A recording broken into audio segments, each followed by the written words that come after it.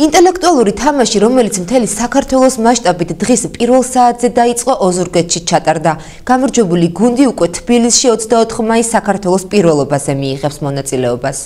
თამაში, რომლის ორგანიზატორი განათლებისა და მეცნიერების სამინისტრო, სპორტისა და ახალგაზრდულ საქმეთა სამინისტრო და ინტელექტ კლუბი, რასად როდის გახლავთ, პროფესიული კოლეჯის ჰორიზონტის დარბაზში ჩატარდა. თამაშის ტექნიკური მხარე არასამთავრობო ორგანიზაციამ სტუდენტურ ახალგაზრდულმა სათათბირო უზრუნველყო.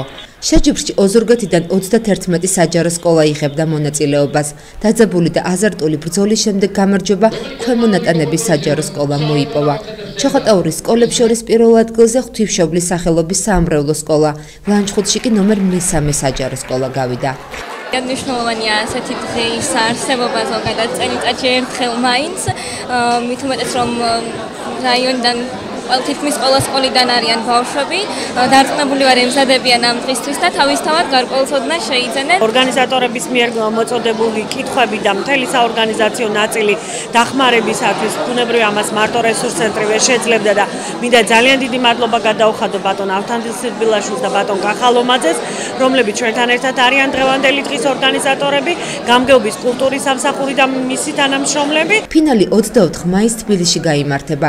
გურიას შეჯიბრზე აღნიშნული 3 სკოლა წარადგენს, სადაც მონაწილეობას 73 გუნდი მიიღებს.